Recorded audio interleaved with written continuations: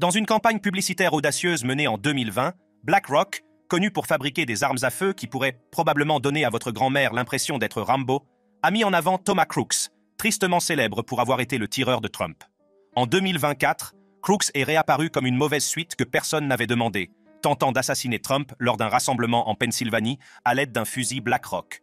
Il existe de nombreuses lacunes dans la relation entre le tireur et le fusil BlackRock, mais dans cette vidéo, nous allons vous expliquer comment BlackRock est devenu le terrain d'entraînement involontaire d'un assaillant présidentiel. BlackRock et le tireur. L'histoire de BlackRock Firearms commence à la fin des années 88. Fondée par Larry Fink et un groupe d'associés, BlackRock a d'abord été une société de gestion de risques et d'actifs institutionnels à revenus fixes. Au fil des ans, elle est devenue une entité colossale, avec plus de 9 000 milliards de dollars d'actifs sous gestion en 21. Ce chiffre stupéfiant fait de BlackRock le plus grand gestionnaire d'actifs au monde, une position qui lui confère une influence inégalée sur les marchés financiers mondiaux. L'un des aspects les plus controversés de la stratégie d'investissement de BlackRock est son implication dans l'industrie des armes à feu en tant que principal actionnaire des plus grands fabricants d'armes américains. La chronologie de l'investissement de BlackRock dans les plus grands fabricants d'armes américains est une histoire de manœuvres financières stratégiques et d'influence croissante des instruments d'investissement passifs tels que les ETF et les fonds indiciels. Pour comprendre l'ampleur de l'implication de BlackRock, nous devons nous pencher sur les détails de ses participations et sur les réactions publiques et politiques qui ont suivi. Les participations importantes de BlackRock dans les fabricants d'armes à feu sont apparues au grand jour en 28, une année marquée par une sensibilisation et un activisme accru autour du contrôle des armes à feu aux États-Unis. Cette période a été marquée par la tragique fusillade de l'école de Parkland en février, qui a relancé le débat national sur les lois sur les armes à feu et la responsabilité des entreprises. Dans ce contexte, des rapports ont révélé que BlackRock détient des parts substantielles dans de grandes entreprises de fabrication d'armes à feu. L'une des entreprises clés du portefeuille de BlackRock est Sturm, Ruger & Co., l'un des plus grands fabricants d'armes à feu des États-Unis. En 28, BlackRock détient environ 11% des actions de Sturm, Ruger & Company. Cette participation faisait de BlackRock le principal actionnaire de la société, ce qui lui conférait une influence significative sur ses opérations et ses processus décisionnels. Le portefeuille d'armes à feu de BlackRock compte quelques poids lourds et Smith & Wesson Brands, Inc. en est un excellent exemple. Cette société, dont l'histoire est aussi riche que celle d'un prospecteur d'or dans les années 1850, est légendaire pour ses revolvers. Au fil des ans, elle a diversifié son arsenal en y incluant une large gamme d'armes à feu. En investissant dans la société mère de Smith & Wesson, American Outdoor Brands Corporation, BlackRock a montré qu'elle n'était pas seulement intéressée par la rotation du barillet du revolver. En 2018, BlackRock détient déjà 8% d'American Outdoor Brands Corporation, se plaçant ainsi parmi les principaux actionnaires de la société. Vista Outdoor Inc. est un autre acteur majeur du secteur des armes à feu de BlackRock. Cette société ne se contente pas de fabriquer des munitions. Elle est également un acteur de premier plan dans le monde de l'équipement pour les sports de plein air. Vista Outdoor possède plusieurs grandes marques d'armes à feu, dont Savage Arms. La participation de BlackRock dans Vista Outdoor équivaut à une place aux premières loges d'un buffet à volonté, ce qui témoigne de la profondeur de sa présence dans le secteur des armes à feu. N'oublions pas l'éléphant dans la pièce. Les armes à feu fabriquées par les entreprises dans lesquelles BlackRock détient des parts importantes sont devenues les outils de prédilection de ceux qui préfèrent opérer dans l'ombre. Leur précision, leur fiabilité et leur facilité d'utilisation en font le premier choix des assassins civils qui veulent accomplir leur mission efficacement et discrètement. C'est comme si ces armes à feu étaient accompagnées d'une promesse tacite.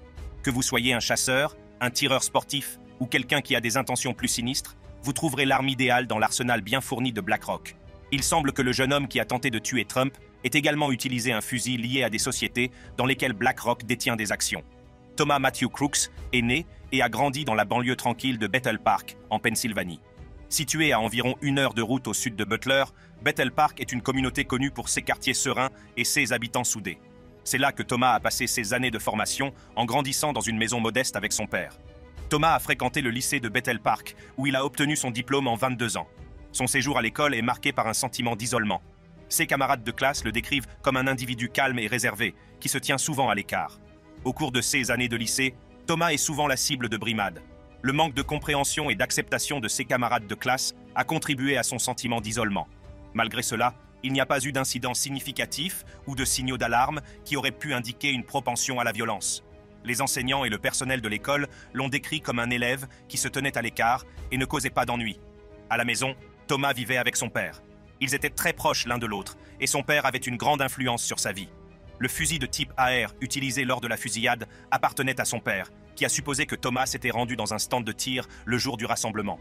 Cette hypothèse n'était pas inhabituelle, car Thomas s'intéressait aux armes à feu et aux activités de plein air depuis son plus jeune âge. Malgré son attitude tranquille, Thomas n'était pas totalement déconnecté du monde qui l'entourait. Selon les registres électoraux de Pennsylvanie, il était inscrit au registre des Républicains. Toutefois, ses activités politiques étaient minimes et il n'était pas très présent sur les médias sociaux. Ce manque d'activité en ligne a empêché les enquêteurs de se faire une idée précise de ses motivations et de son état d'esprit avant la fusillade. De manière surprenante, un registre de la Commission électorale fédérale montre que le jour de l'investiture de Joe Biden, Thomas a fait un don de $15 au Progressive Turnout Project, un parti démocrate. Ce comportement contradictoire ajoute une nouvelle couche de complexité à son profil, soulevant des questions sur ses véritables convictions politiques et ses motivations. Monsieur Thomas possédait un compte sur Discord, une application de messagerie populaire auprès des joueurs et de diverses communautés en ligne. Cependant, un porte-parole de Discord a révélé qu'il n'avait pas posté sur ce compte depuis des mois. La plateforme a finalement supprimé son compte sur la base de sa politique de comportement hors plateforme, ce qui a encore limité les informations disponibles sur ses interactions en ligne. Le FBI a révélé que M. Thomas n'était pas considéré comme une menace potentielle avant la fusillade. Il ne présentait aucun signe de troubles mentaux et ses communications récentes ne révélaient aucun motif et ne suggéraient pas que quelqu'un d'autre était impliqué. Cette absence d'indicateur préalable rend les événements de ce jour encore plus perplexes. Le jour du rassemblement à Butler, en Pennsylvanie, l'atmosphère était chargée d'excitation et d'anticipation. Les partisans de l'ancien président Donald Trump se sont rassemblés en grand nombre, impatients de l'entendre parler. Parmi la foule, à l'abri des regards, se trouvait Thomas Matthew Crooks, qui avait un plan bien plus sinistre. Au début du rassemblement, Thomas Crooks s'est placé sur un toit, à moins de 150 mètres de l'estrade où Trump devait prendre la parole. Des témoins ont raconté plus tard avoir vu une silhouette d'ours ramper sur le toit d'un bâtiment voisin, un spectacle inhabituel qui a attiré leur attention. De son point d'observation, Crooks avait une vue dégagée sur l'estrade. Il portait un fusil de type AR. Alors que le rassemblement se poursuit, Crooks vise et tire plusieurs coups de feu, plongeant la foule dans un état de panique et de confusion. Le bruit des coups de feu a résonné dans l'enceinte du rassemblement et les participants se sont précipités pour se mettre à l'abri. La réaction immédiate a été le choc et la peur, les gens essayant de comprendre ce qui se passait. Au milieu du chaos, les services secrets sont rapidement entrés en action. Un tireur d'élite des services secrets, positionné stratégiquement pour protéger l'ancien président, a identifié la source des tirs. Avec précision et rapidité, le tireur d'élite a visé et tiré, neutralisant la menace. Thomas Crooks a été abattu, mettant fin au danger immédiat pour Trump et les participants au rassemblement. Les forces de l'ordre sont rapidement intervenues pour sécuriser la zone et assurer la sécurité de toutes les personnes présentes. La scène était chaotique, les secouristes s'occupant des personnes blessées dans la panique. La réaction rapide des services secrets et des forces de l'ordre a permis d'éviter une issue qui aurait pu être bien plus dévastatrice. Pendant ce temps, à Bethel Park, le père de Thomas est de plus en plus inquiet. Il avait supposé que son fils s'était rendu dans un stand de tir, une activité courante pour Thomas. Cependant, comme il n'arrivait pas à le joindre par téléphone, son inquiétude a commencé à croître. Son père était vraiment inquiet. Il a essayé d'appeler Thomas à plusieurs reprises, mais il n'y avait pas de réponse. Lorsqu'il a entendu parler de la fusillade aux informations, il a craint le pire. À l'annonce de la fusillade, le père de Thomas a pris la décision difficile d'appeler la police. Il leur a fait part de ses inquiétudes et leur a donné des informations sur l'endroit où se trouvait son fils. Cet appel a constitué une pièce cruciale du puzzle pour les enquêteurs qui s'efforçaient de comprendre les événements qui venaient de se dérouler. Dans les heures qui ont suivi la fusillade, le FBI a organisé une réunion d'information pour faire le point sur la situation. Il a confirmé que Thomas Crooks avait été identifié comme le tireur et qu'il avait été tué par un tireur d'élite des services secrets. Le FBI a également révélé que Thomas Crooks n'avait jamais été considéré comme une menace potentielle avant l'incident. Les enquêteurs ont rapidement cherché à rassembler autant d'informations que possible sur les actions et les motivations de Crooks. Son téléphone portable a été envoyé au laboratoire du FBI en Virginie pour une analyse plus poussée, dans l'espoir d'obtenir des réponses. La scène du rassemblement, autrefois remplie d'excitation et d'anticipation, est devenue un lieu d'enquête et de réflexion. Les participants qui étaient venus soutenir leur ancien président sont restés sous le choc de ce qui s'était passé. Les actions rapides et décisives des services secrets et des forces de l'ordre ont permis d'éviter une plus grande tragédie. Mais les questions concernant les motivations de Thomas Crooks demeurent. Mais ce n'était pas la première fois qu'un assassin utilisait un fusil lié à la Roche Noire. Le 7 octobre 2007, un jeune adjoint du shérif nommé Tyler Peterson s'est déchaîné lors d'une soirée pizza, utilisant un fusil AR-15 pour tuer 6 personnes et en blesser une autre grièvement. Dans la nuit du 6 octobre 2007, Tyler Peterson a eu une idée, ou peut-être simplement une envie de pizza, qui l'a conduit à s'incruster dans la soirée pizza de son ex-petite amie. Il ne s'agissait pas de n'importe quelle réunion, mais d'une soirée décontractée à laquelle participaient des amis étudiants ou récemment diplômés de l'illustre Crandon High School. La salle bourdonnait d'une énergie juvénile, les parts de pizza volaient comme des confettis et des films passaient en arrière-plan, le tout dans l'euphorie du week-end de la fête de fin d'année. Peterson, lui, avait une mission secrète. Au milieu des pepperonis et du popcorn, il a décidé que c'était le moment idéal pour se réconcilier avec Jordan. L'atmosphère a chuté plus vite qu'une part de pizza lorsqu'avec toute la subtilité d'un taureau dans un magasin de porcelaine, Peterson a fait sa grande tentative de réconciliation. Soudain, la fête de la pizza s'est transformée en un mélodrame que même le film le plus ringard diffusé en arrière-plan n'aurait pas pu surpasser. La conversation a dégénéré en dispute et d'autres participants ont commencé à se moquer de Peterson, le traitant de... Cette agression verbale a touché un point sensible, poussant Peterson à la limite de sa stabilité émotionnelle. Dans un accès de rage, Peterson est sorti en trombe de la maison et s'est dirigé vers sa voiture. Il y a récupéré un fusil AR-15, une arme semi-automatique connue pour sa cadence de tir élevée et sa précision.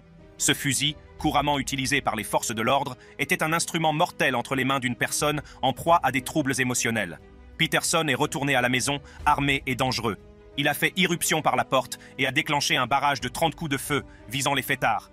Cette attaque soudaine et brutale a fait 6 morts et un blessé grave. Les victimes, toutes de jeunes personnes promises à un bel avenir, étaient des élèves ou des diplômés du lycée de Crandon. Un autre incident avec la pierre noire s'est produit le 1er octobre 27. La fusillade de Las Vegas a choqué le monde entier lorsque Stephen Paddock a déclenché une pluie de balles depuis sa suite au Mandalay Bay Resort and Casino. À l'aide de fusils semi-automatiques équipés de coussins d'amortisseurs, Paddock a transformé ses armes à feu en armes mortelles capables de tirer des centaines de balles par minute. Cet événement tragique, qui a fait 58 morts et plus de 800 blessés, a placé le dispositif controversé des amortisseurs sous les feux de la rampe.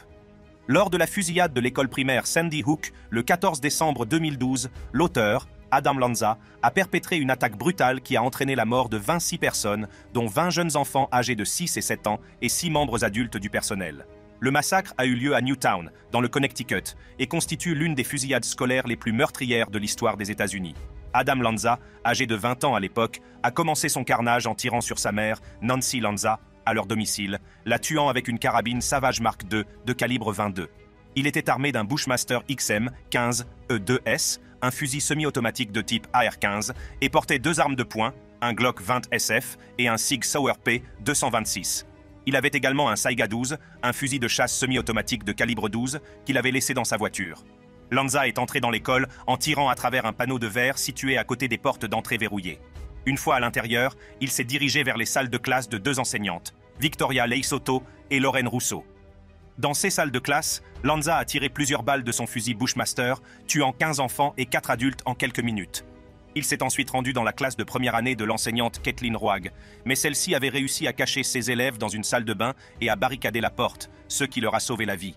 Lanza a continué à tirer sans discernement, rechargeant fréquemment ses armes à l'aide de chargeurs à grande capacité de 30 balles. Au total, il a tiré environ 154 balles en moins de 5 minutes. L'utilisation rapide et intensive du fusil Bushmaster, combiné aux chargeurs de grande capacité, lui a permis d'infliger des dommages dévastateurs en très peu de temps. Lorsque les premiers secours sont arrivés sur les lieux, Lanza s'est réfugié dans une autre salle de classe. Entendant la police se rapprocher, il s'est donné la mort d'un seul coup de feu tiré avec l'une des armes de poing, le Glock 20 SF. Ces cas ne sont que quelques exemples de l'héritage mortel des armes à feu liées à la Roche Noire. La formation.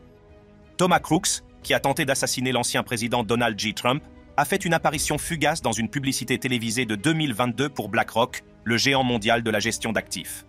La publicité a été tournée dans son école de Pennsylvanie, où il se tenait à l'arrière-plan, un visage sans méfiance dans la foule. La publicité, intitulée AP and Honors Economics, était un élément clé d'une série plus large de publicités télévisées et en ligne lancée par BlackRock à l'automne 2022. Cette campagne globale visait à faire connaître au grand public les activités et la mission de l'entreprise. La décision de BlackRock de se lancer dans ce projet publicitaire a été fortement influencée par la vague de critiques qu'elle a essuyée de la part de plusieurs représentants républicains de l'État. Ces derniers ont contesté les stratégies d'investissement de BlackRock, qui intègrent des critères environnementaux, sociaux et de gouvernance, ESG, arguant qu'une telle approche était motivée par des considérations politiques et s'écartait des objectifs financiers traditionnels. Pour répondre à ces critiques et clarifier ses intentions, BlackRock a conçu une série de spots publicitaires, chacun destiné à mettre en lumière différents aspects du travail de l'entreprise et son impact positif sur divers secteurs. L'un de ces spots mettait en scène un pompier de Floride, soulignant les avantages concrets des stratégies d'investissement de BlackRock et leur alignement sur les valeurs de la communauté. La publicité mettant en scène M. Crooks a été filmée au lycée de Bethel Park, en Pennsylvanie. Selon la déclaration envoyée par courriel par BlackRock, M. Crooks, ainsi que d'autres étudiants qui n'ont pas été rémunérés, sont apparus brièvement dans la publicité, aux côtés d'un véritable enseignant de l'école. La publicité diffusée au lycée de Bethel Park était particulièrement remarquable. Elle présentait un graphisme à l'écran attrayant et visuellement séduisant. Cette publicité faisait partie de la campagne About BlackRock de BlackRock, qui visait à souligner le rôle de la société dans la gestion des plans de retraite des enseignants des écoles publiques aux États-Unis. Cette campagne avait pour but de montrer l'engagement de l'entreprise à soutenir l'avenir financier des enseignants en gérant de manière responsable leurs fonds de retraite. Dans le spot publicitaire, la scène se déroulant à la Bethel Park High School décrit une journée d'école ordinaire, soulignant l'importance des enseignants et la valeur des plans de retraite bien gérés.